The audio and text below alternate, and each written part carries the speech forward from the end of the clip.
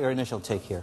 Yeah, it's below expectation. So it reminds us China's reflation journey remains slow and bumpy. They started to make some progress on fiscal easing, widening government deficit, on local debt resolution, but these are not enough. So it's going to be a bumpy and a slow journey for reflation. You talked about this assessment framework, right, of where we are right now. How much progress has been made in terms of policy, implementation, the like. Where are we, do you think, in this story? I think we are still in the early stage of reflation. We would give them 20 or 25% of the journey has been done. So they started with just providing a little bit property easing, relaxing these purchase restrictions.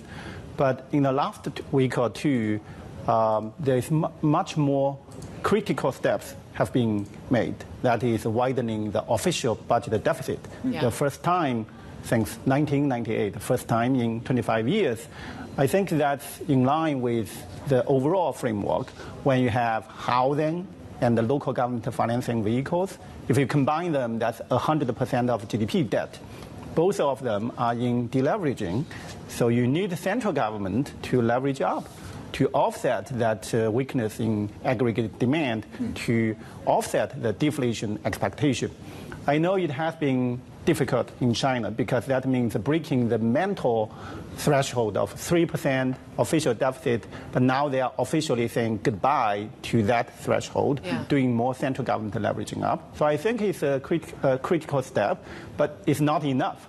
We give them 20 or 25% process has been done because we estimated they probably need to expand the program of central local government debt swap to 5 trillion RMB or above.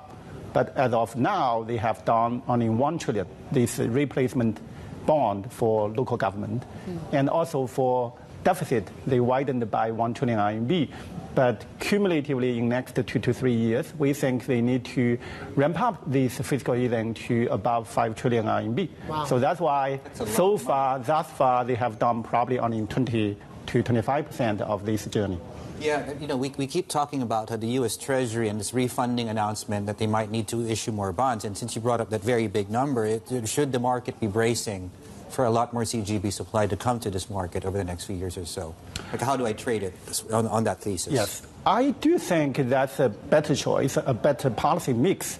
If you have stronger fiscal policy backed by central government, is more transparent than the local hidden debt, and the cost for the government is lower because it's a treasury, they can issue at a much lower yield than this hidden debt.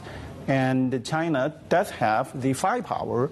Their banks can buy this bond with the help from net injecting of liquidity from PBOC. Yeah. So I don't see any problem why China cannot issue this bond and getting its own market to absorb this bond issuance. Okay. And if they do that, it's probably even better for its currency, because if you just rely on marginal monetary easing, cutting rates a bit here, a bit there, it's actually widening the rate gap between US and China. It's bad for its currency.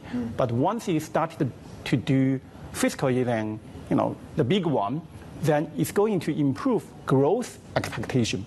That improved growth versus the US growth will help China. I mean, before this trip, we were joking, if you look at the country A and the country C, country A had a very tight job market, 4% inflation, but it's still widening government deficit to support its economy, while country C had a very weak labor market, close to zero inflation, but its fiscal policy in the last 12 months has been tightened.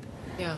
If you guess it right, country A was America, right? It did a lot of fiscal easing this year, sustained its growth outperformance, while China did tightening in the last 12 months. I mean, they did tightening in local government, LGFV, in housing. That's the part we know is quite sensible.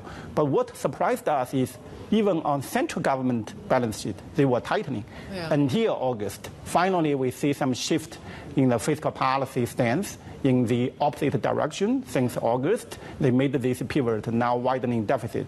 So I do think it's a very important initial progress, but it's not enough yet.